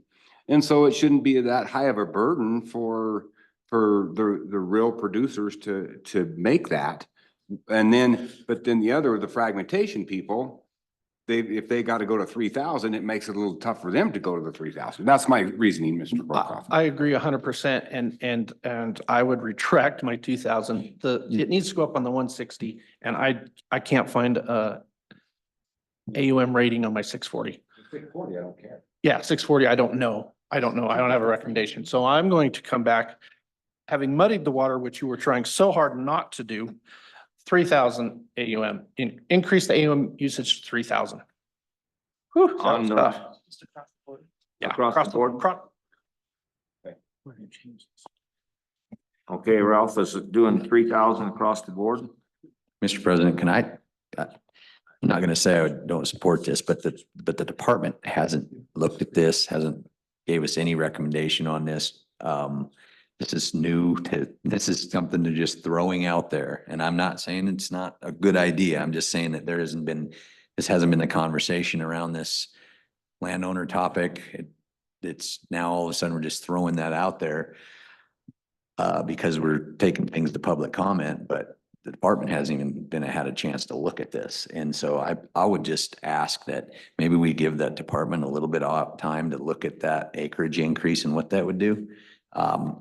Or we can, so I'm a no on that, just saying. Mr. President, can we go through all of this the way we're doing this? And when we're done, get the department's opinion on what we've done? Craig, would that work good for you? President Ladwig, Commissioner Jolovich, I'm happy to follow along and I have a plan to try to ensure at the end that we are all on the same page and I can provide some input at that time if you'd like, or I may have an urge here any moment to provide a little bit of additional clarity if that would be appropriate as well. I almost think that if the department has some clarity in what they think, because they are the experts on this, are supposed to be the experts, and I believe they are, that if we get their input first, and then that would help our discussions. What, Mr. President, if I may, so my idea is if we can get through all of this and then go through step by step with the department, we can go right back through step by step to see what they think about it. And if need be, then we could go back through and change. Mr. President, if I may, Yes, I think we had testimony today of don't get in the weeds, stand up, pull a trigger. I think we stand up and pull a trigger. Mr. President, he took the words right out of my mouth. I appreciate the concern. And of course, we need the department's input and the consequences of what we are suggesting, what we are directing them to draft, which is not a final rule. And there will be time to have their input, get their information, get public comment in writing to the rules. There will be all that time to do that. But I strongly urge that we move forward, directing the department to make changes and move on this. It's been a while, and I think we should move. okay. Good. All right, we're on days and we're at 3,000 across the board from Ralph. Ashley?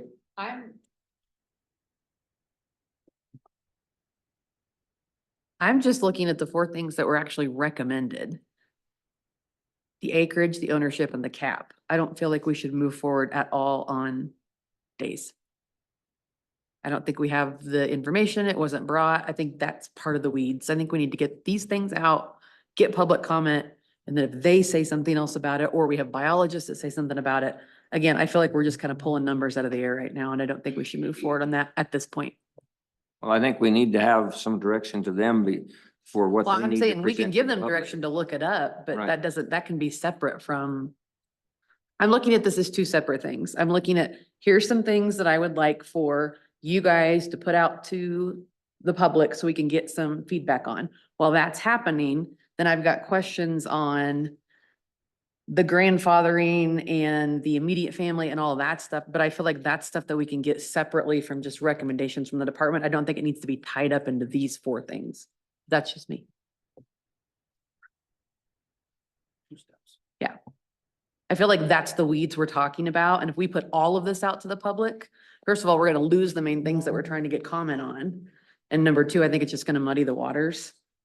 I just want to focus on these four things that are on that slide, get that out to the public, get some comment, and I think that will give us direction moving forward on some of these other ones. And these four things are acreage. Yeah, well, acreage is kind of, I'm calling it two things, but it's one thing if you want to call it that, ownership and the cap, done. Let's just get that out there, get some feedback. That's only three.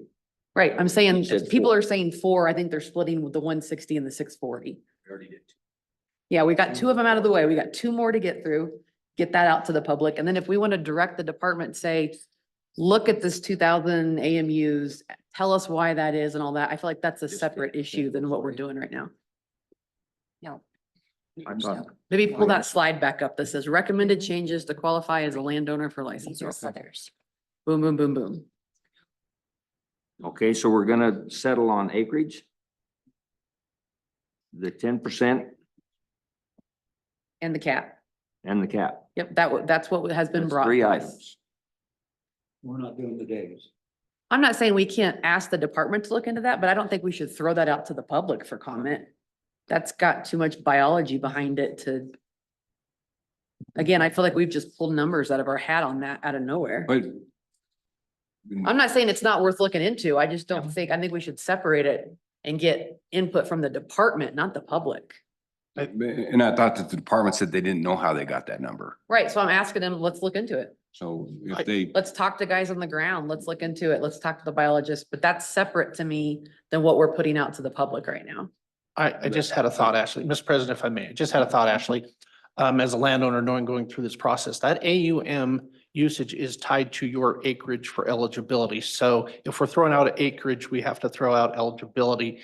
And so while we're opening a rule, we're putting a rule out for public comment. We'll have that 8 months then for the biology to come in, the public comment to come in, that when you guys vote on the final words in that rule, then you can adjust that number. Absolutely. So I do think we go forward with something, open that up in that change so that change can be addressed by the public comment. As it stands right now, if I'm correct, it's 2,000. That's how it stands. Yes. So I'm just saying, leave it as it stands. If people want to have input, this will give them the opportunity, but have our biologists now tell us why that is, why it is. Again, this is just a directive. We're just putting this out for comment. So let's focus on the things we actually talked about and not start changing other things. But that's just me. Deputy Director, you had something you want to say? Well, President Ladwig, just a couple things, and I don't want to belabor this anymore. Terminology does matter, and what we're talking about sometimes is AUMs, which is actually a little bit different than how many animals are using the property on a day, the way we figure it. We don't necessarily take our use days and convert it to an animal unit month. So we got to be mindful of that. That's a big difference in use. So that's one thing for consideration. And we can, my preference, I'll just give you my preference at this point is to follow what we had discussed at the beginning, which is acreage, interest, and the cap. And we can work on that now. I think it's a better thing to take small bites of the apple and evaluate how that affects things. And we can always come back in a year or 2 years and address some of the other things that we've talked about if we need to. That would be my opinion. So we're good on acreage. We're going to 10%. We're talking about cap or ownership? Ownership. Ownership, being a family ranch, having an LLC, I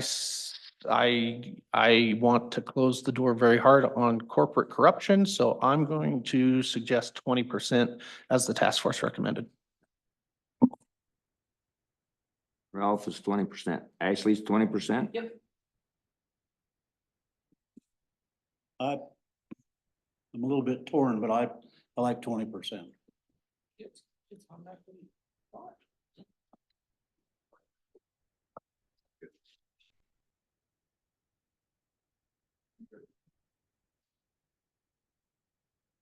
Commissioner Masterson?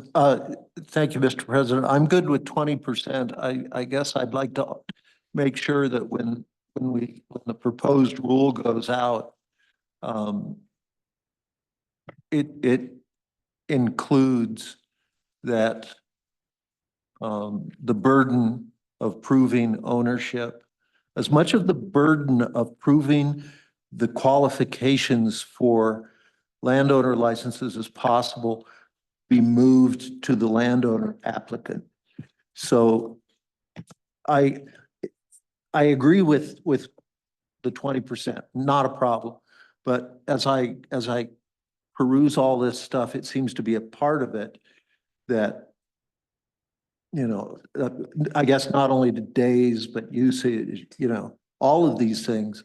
I would like to see part of the rule being that it's required that the landowner prove these things. Try to take some of the burden off of the department.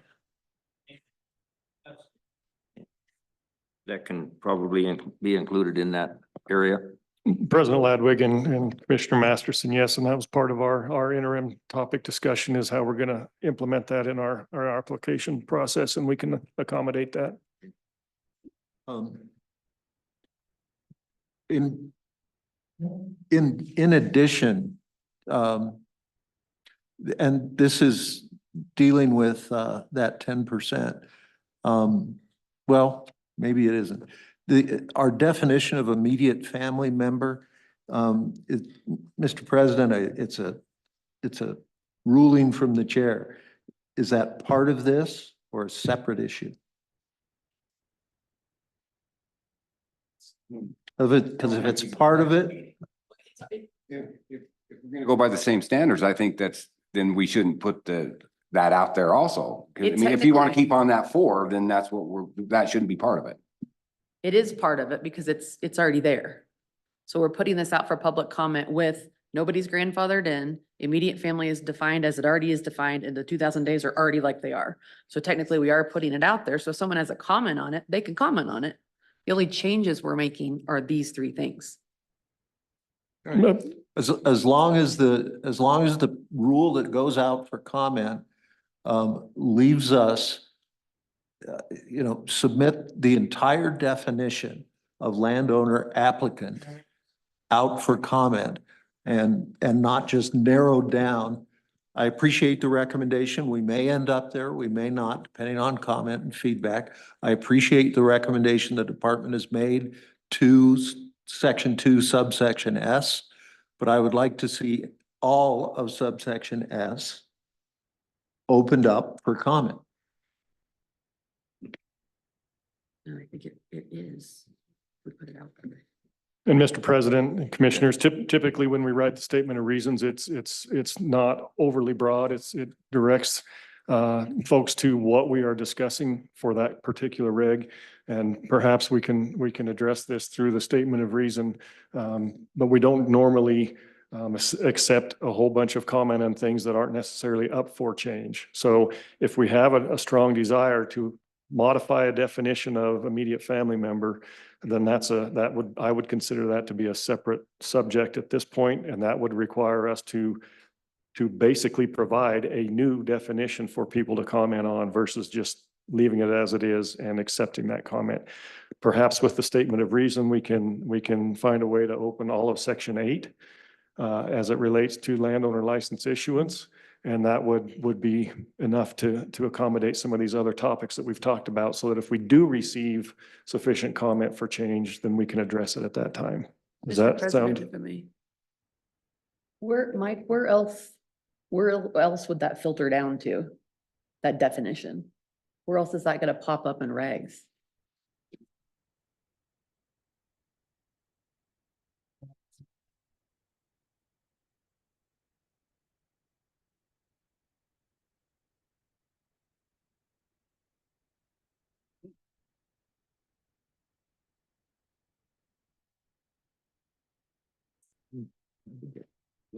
I don't think. it's Mr. gonna be- President, Commissioner, or Lundvall, in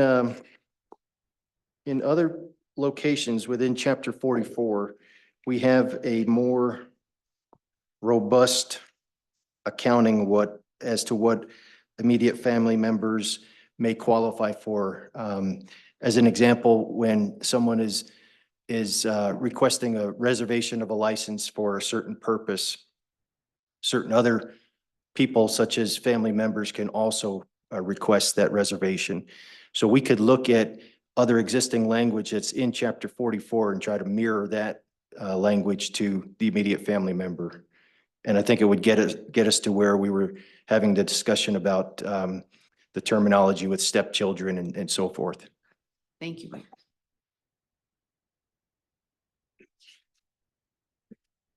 And Mr. Chair, I'm really not trying to be difficult.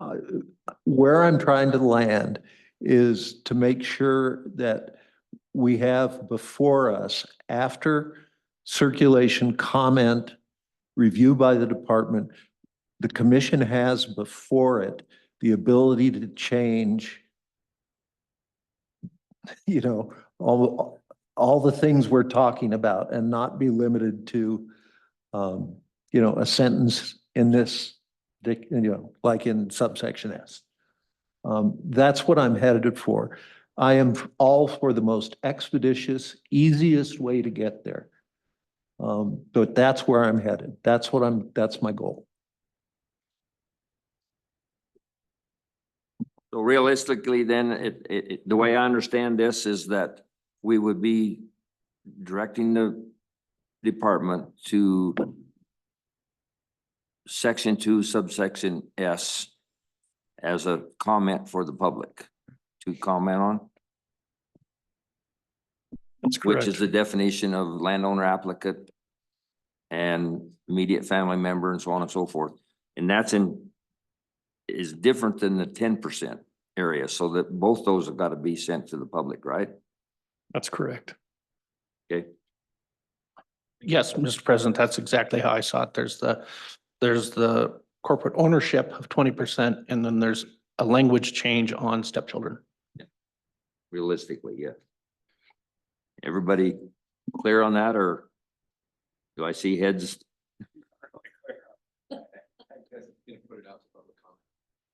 Put it out for public comment. Mr. President, I'm just trying to decipher the difference between, I mean, if we want to keep on the 4, then it seems to me that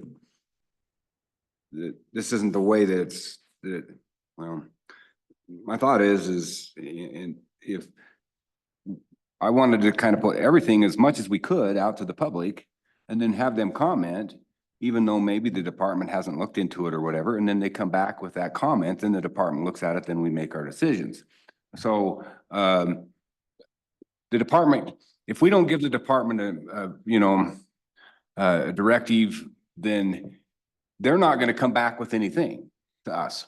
So, because that's not their directive, but that's why I thought it was important for everybody that was put as much out there as we can at this point, without going crazy, of course, but then put enough out there and point, and then have them come back, and then we decipher what it is. And so, in my point with the 3,000 with Ashley is it's more, if we don't put it out there now, it can't come back to us.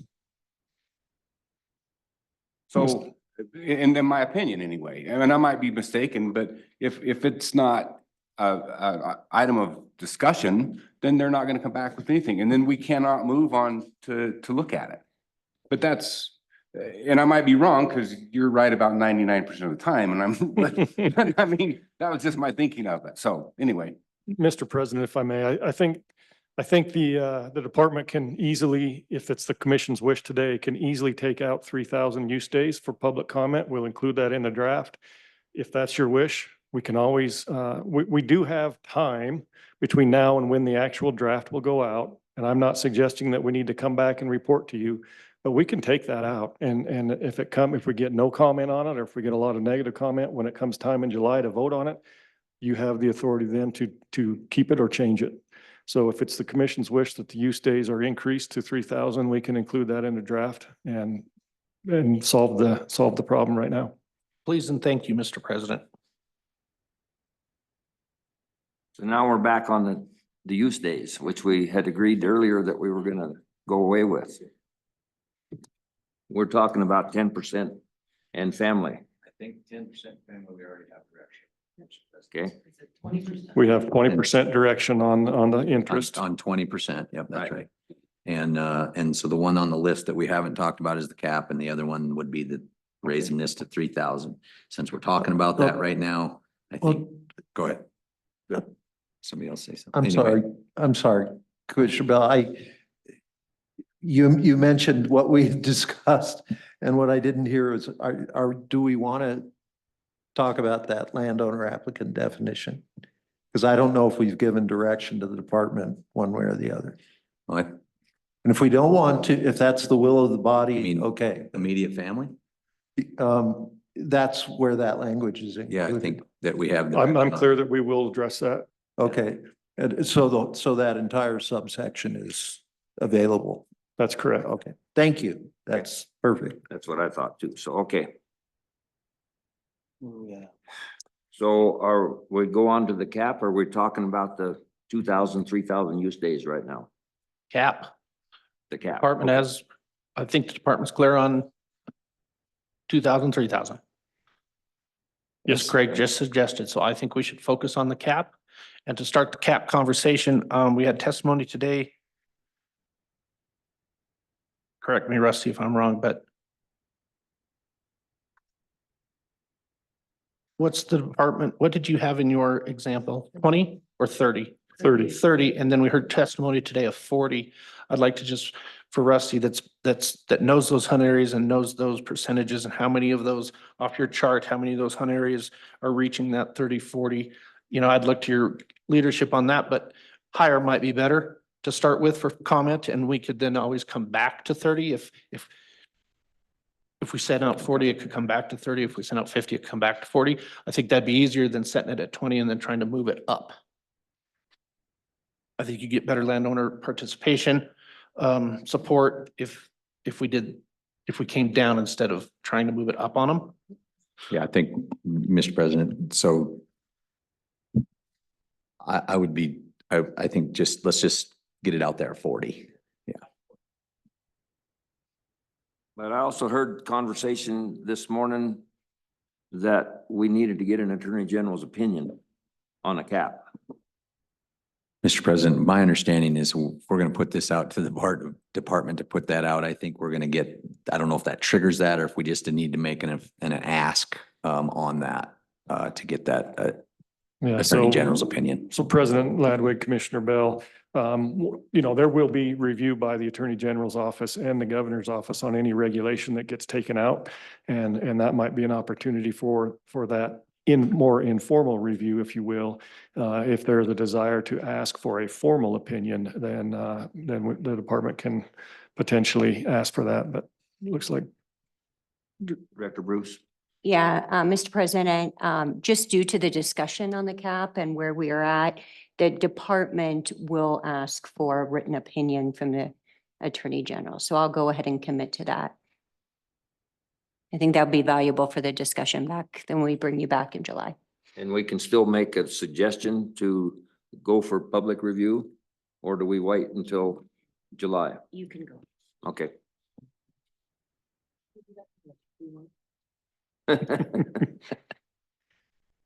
Okay, we're back on the cap. Cap, I support we include language at 40%. When we hit that threshold of 40% of a quota being secured by landowners, then it gets capped. I'm fine with 30, but I'd be interested to hear what everybody else says. I'm good with 40. Keeping in mind that, once the department goes through this with a recommendation, we can change it. We can always change this stuff. So I'm good with 40. I'm good with 40 also. I'm gonna take Ash's side 30. Agree with 40, Mr. President. Okay, and then do we want to go as far as making that specifically to a area? Or not? Just depending Mr. on- President, so I think, I don't think we need to do that at this point. I think we can put that out for public comment, and I think that's something that would be, I'll be interested to see how this all comes back, that if we have the authority to do this, then the commission probably can change that by area. But I would be interested to see what the department thought about that. I think that that's fair. I think just leaving it at this now, and we can worry about that language when it comes back and when we have that final regulation.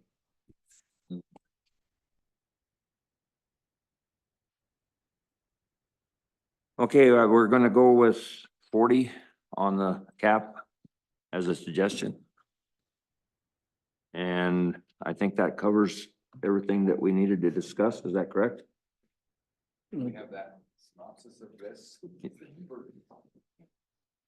Would you like me to provide the synopsis? Yes, sir. President?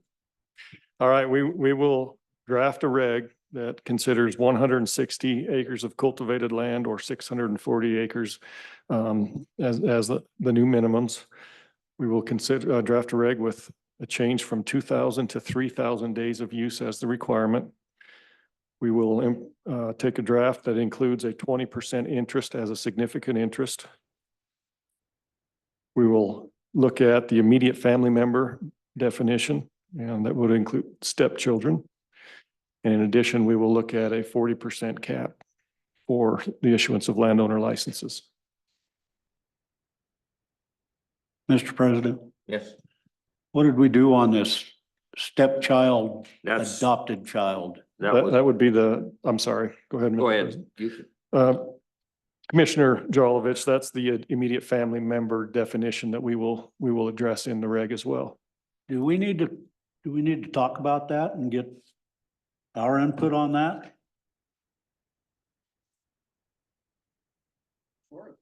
Yeah, I thought we had pretty well, but yeah. I mean, my opinion on that is adopted only, stepchild, no.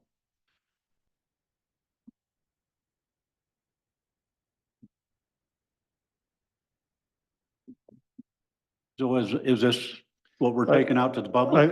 Mr. President, Commissioner Jolovich, I think at this point, the way we would interpret the definition is that what you're saying is what we, how we evaluate it currently. So if there's a desire by the commission as a whole to include stepchildren, then we would have to make a change. So the adopted is a given as we speak. Well, adopted would legally become the child Okay. of the person. So you okay with putting out, do you want to go to the stepchild? No, if we're on adopted already, if it has to be an adopted child already, then it's a moot point. He's saying just leave it like it is. Yeah. But it's out there for comments if they want to comment on it, if they wanted to change Yeah. it. Is that good enough with the rest of the commission to add in, do you want stepchildren? I think this is a very important discussion. There's a lot of stepchildren that are part of the family, but because of different circumstances, they don't or won't adopt, but they're still part of the family. But it doesn't define that right now. Mr. President, Yes. we will launch a huge campaign of Inspire a Kid. And I think it would be, with today's society, with so many split families, being one myself, and the excitement my stepchildren have, I think they need Inspired to hunt. And if they're part of my family, working my ranch, they're very eligible to a landowner tag. Ashley? Oh, I would like to make it clear. I have nothing against stepchildren. I thought we were just putting it out there for comment. I don't think we're making a decision right now, so. Well, but that's. Right, we're as gonna it be directing stands. them. I'm fine with as it stands. I would like to hear from the public if they would like that change. So, yeah, Commissioner so, Bell, Mr. Commissioner President, Roberts? Yeah. I would be okay with having that rule changed to add stepchildren to put out for public comment, and that's fine with me. Commissioner Masterson? I agree. I think by putting it in there, you will draw public comment. I'm afraid if we don't put it in, you won't get any. I think it's prevailing opinion to go ahead and include it. Thank you, Mr. President. Mr. President, I think now's the time to move the discussion along, and that discussion should now go back to the department and to Craig. And so you've got these suggestions, these additions. We're going to open up chapter 44. We're going to stick to your critical timeline that will meet any legislation that comes out. While this chapter is open, is there anything else this commission should be considering that we're missing in limiting our thoughts to these 4 issues today? President Ladwig, Commissioner Brokaw, at this time, I'm not tracking anything that we have on a list that we need to address in chapter 44 specifically. But as I said before, we do have a little bit of time between now and when we would take this out, and we will use that time to look internally at any of our processes. And if we identify anything, we will use this opportunity to try to take it out, maximize our opportunity. Okay, are we finished with this discussion? I'm No, sorry, we're Mr. not. President. I assure you, I will go with the will of the body. But, you know, we open up a rule for comment. If my concern is if we don't have something in there, you know, we can't come in and insert it. So there were 3 things that I wanted to throw out for possible inclusion. If the commission would prefer to stop where we are, I'm fine. If the commission would like to know what they are, I will identify them. If they would like me to explain why on any of them, I'd be happy to do it. I defer to you and the body. Let's hear it. Here's the 3 things that that I thought were at least worth considering putting out for public comment before making a decision upon. First is grandfathering in for a period of 10 years those that qualify for the hunting season prior to the effective date of these regulations. Second, I'm very intrigued by the idea that came through the task force. It didn't come through as a final recommendation. It was considered, and that's that the property, the acreage that is used to trigger your eligibility be zoned for agricultural use. The third one is consideration of whether the commission should be granted some form of authority upon a finding of exceptional circumstances to grant a landowner license. Those are the 3 things. Mr. President, can I start? Yes, sir. And I will say you have a lot more leniency than I'll have if I'm ever in that chair. So, We're here to take care of business. I'm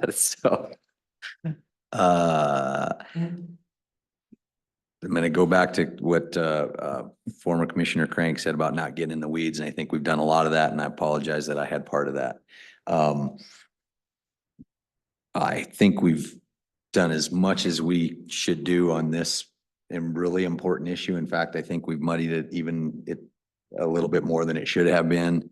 To add more to it is going to make it extremely complex for public comment. I've seen public comment and how it happens when you put 10 or 12 or 15 things out there. I've seen it happen when we put out something that is 4 or 6 things. Now we have around 6 things out there for public comment. That's plenty. These are important things that I think we can address in the future when we see where this goes with the things we've got out there now. I don't want to make light of what Commissioner Masterson just talked about, because I think those are things that we can look at in the future. But I think right now we should leave it with what we have out there for the department to look at. Any other discussion? Mr. President. Mr. President, I'll withdraw the suggestion. I certainly recognize before I even mention Commissioner Bell's points. I'm not trying to make it more complicated. My view is if you're there and you're opening them up, why not? But I certainly appreciate Commissioner Bell's perspective, and I'm fine with that, with proceeding as we are now. Mr. President, I truly value our director's opinion, and I have not heard a word out of her. No, she spoke a little bit. Mr. President, yeah, I'm going to support what Commissioner Bell said. I think this has been very complicated and it will be a lot for the public to comment on. And I do think there's value in continuing to look at this, especially after it's been implemented a year, and look at those items down the road. Thank you. So that's been withdrawn. And is there any further discussion?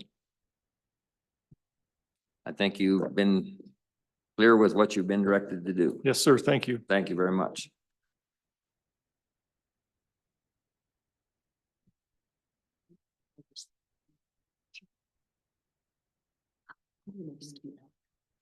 Okay, we have, is there any other public comment at this time?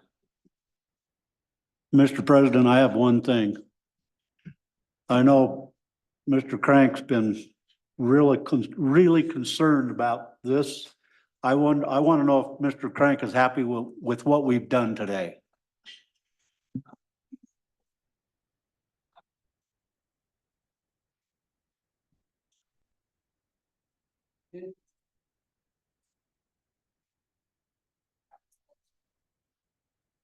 Thanks. Thank you. Mr. President, I really don't care what Mr. Crank thinks. Mr. Masterson. Okay. We have a little bit of business to take care of before we can adjourn. Some things that need to be taken care of. We're talking about informal committees. As everybody knows, Commissioner Brokaw and myself will be departing this organization in the late February, early March timeframe. We're on committees, so we need replacements for those committees. One of them is a legislative committee. Right now, I think we don't know who's on there.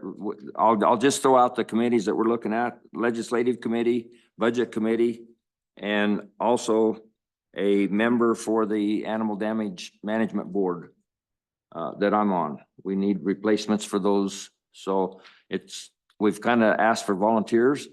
What does the animal damage management board entail? The animal damage management board entails some meetings on a yearly basis. The big meeting is in I believe the May, June timeframe. It's where you're set with other individuals from the ag world, the predator board world, different things, and you look at projects in different counties. The state gives so much money for animal damage, predator control, and the board directs where that money goes, how much goes to each county predator function. And it also, Game and Fish gives 200,000 per year to ADMB, and you sit on a board that decides which. And I would nominate Jolovich to do that. Which the items only are obvious covered on choice. that. It's a kind of an important deal because predators are killing our game.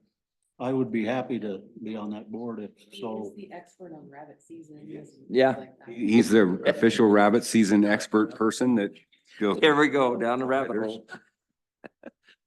Okay, is everybody okay with the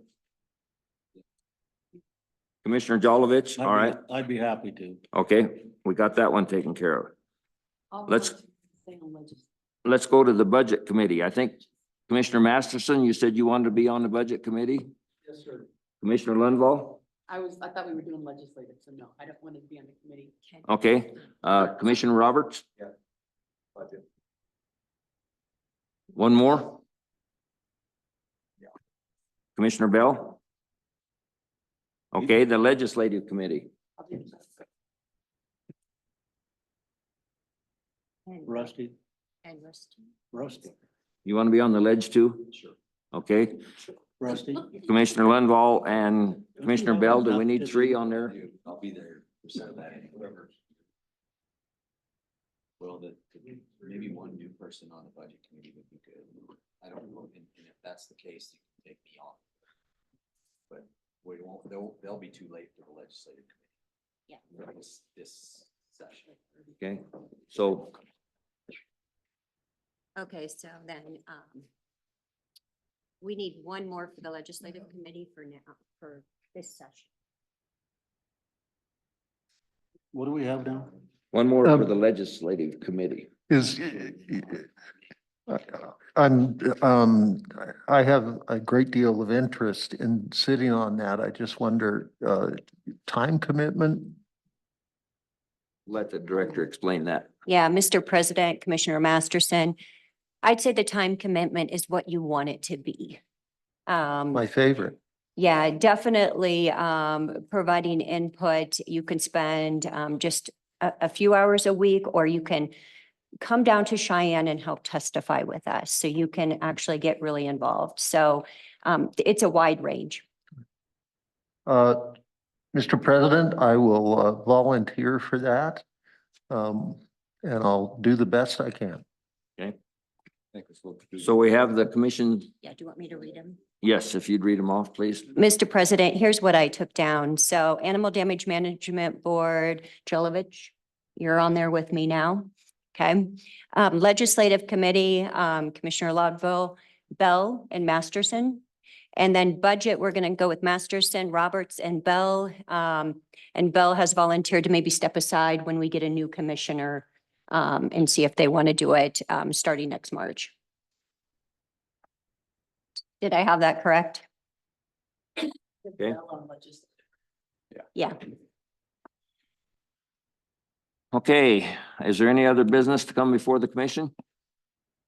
Mr. President, this morning when I sat down, I had a card from Chief King Mhm. and a Chief Game Warden coin, and I'm tickled pink. Thank you very much. One last Yeah. time publicly, congratulations. Enjoy your retirement. Let's go fishing. Ditto. Mr. President. Thank you, Rick. Thank you. Last call for input from the audience. Is there a motion to adjourn? So moved. Second. Bell and Dolovich. Motion's been made and seconded to adjourn. All in favor? Aye. Opposed? Motion passed. Meeting's over.